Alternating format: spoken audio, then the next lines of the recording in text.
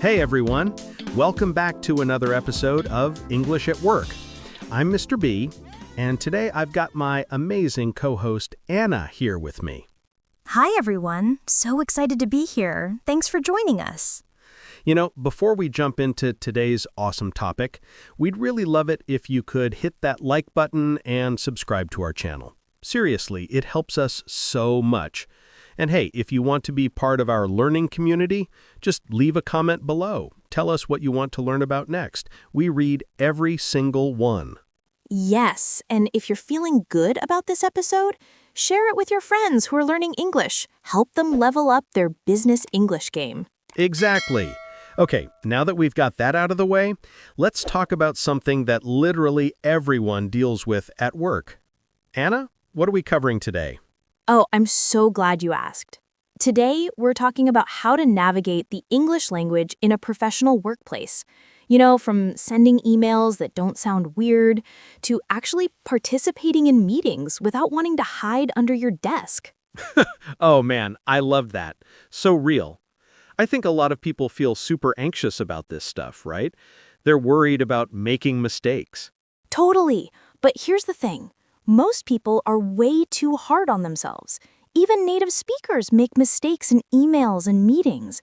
The important thing is just communicating clearly and being professional about it.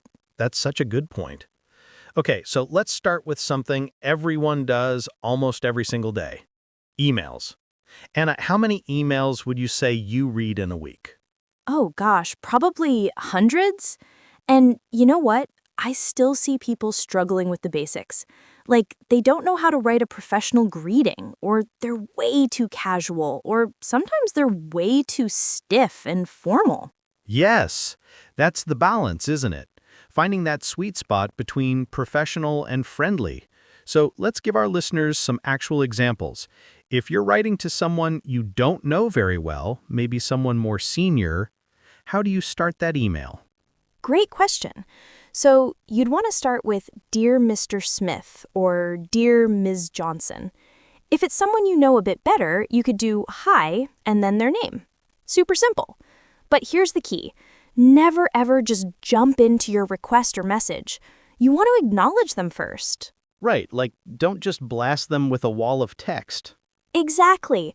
Something like, Hi Sarah, I hope you're having a great week. I wanted to reach out about the project update. See? That's warm, it's professional, and it sets a nice tone. I love that. And then what? How do you actually structure the email?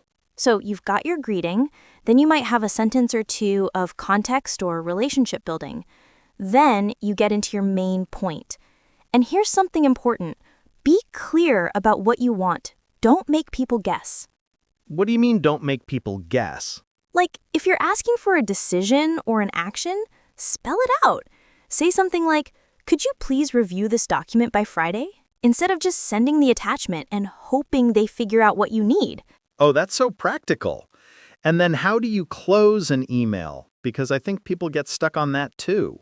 You know, it depends on the relationship. With someone more senior or formal, something like best regards or sincerely is great. With people you know better, thanks so much or all the best works perfectly. And then you sign your name? Exactly.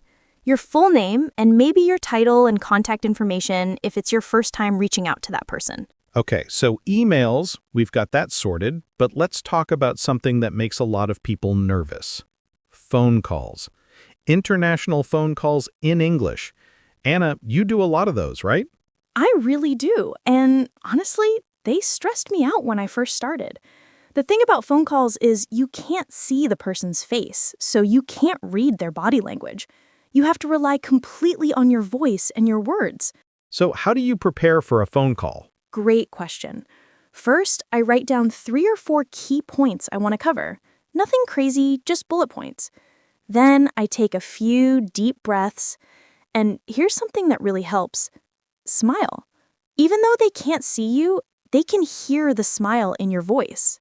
That's so true. What about when you answer a phone at work? Okay, so if someone's calling you, you want to greet them professionally. Something like, Hi, this is Anna speaking. How can I help you? Or, Thanks for calling. This is Anna. Keep it simple. keep it friendly. And if you need to put them on hold or transfer them? Perfect example.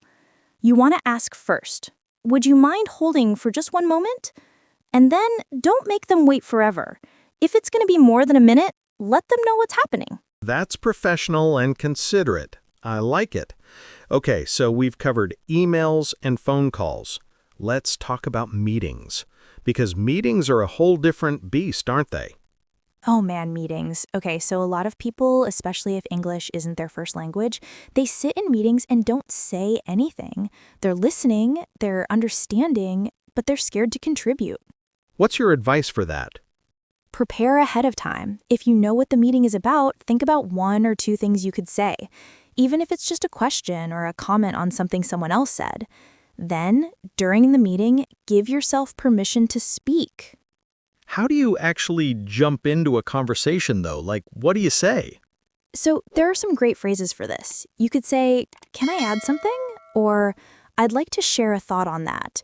If you want to build on what someone said, you could say, "That's a great point, and I think we should also consider." It's collaborative, it's polite, and it shows you're engaged. I love that. What about if you disagree with someone? Excellent question, and this is important because you want to disagree respectfully. Instead of saying, "That won't work," you could say, "I see your point, but I'm wondering if we could also explore another option." It's the same disagreement, but it's respectful and it keeps the conversation constructive. That's really smart. So we're talking about soft language that doesn't shut people down. Exactly. You can be firm and professional without being rude or aggressive. It's all about the way you frame things. Perfect.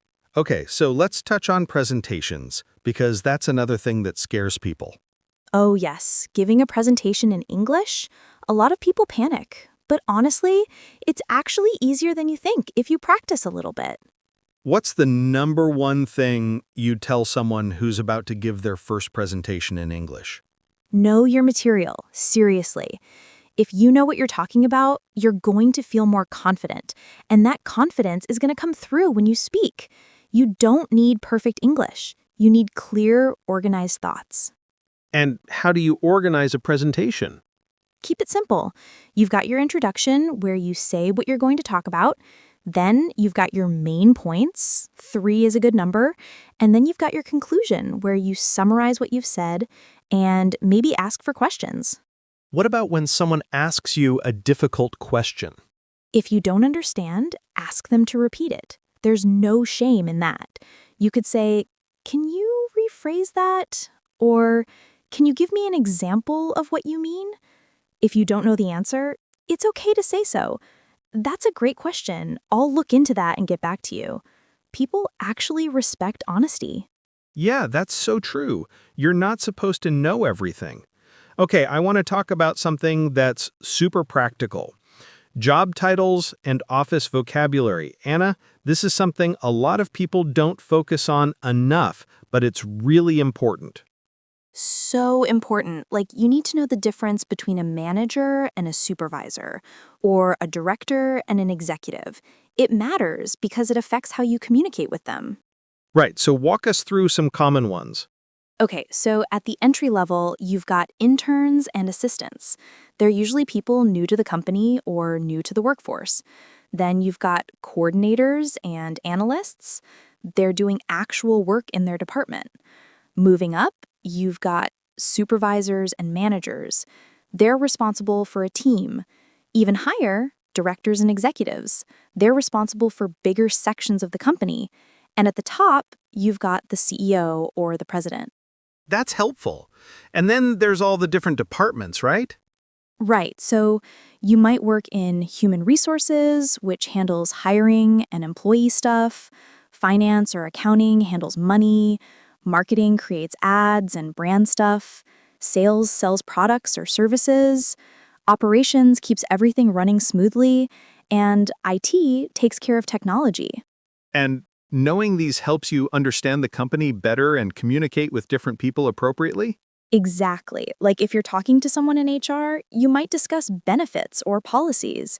If you're talking to someone in sales, you might discuss revenue or targets. Super helpful. Okay, last thing I want to touch on, building confidence, because I think that's really what this all comes down to, right? 100%. You can know all the right phrases and structures, but if you're not confident, it doesn't come through. So here's what I tell people. First, accept that you're going to make mistakes. Everyone does. Second, practice. Find a language partner, watch videos, listen to podcasts, immerse yourself in English. And third, Third, celebrate small wins. Like if you successfully made a phone call in English, that's awesome. If you asked a question in a meeting, that's amazing. Give yourself credit for these things.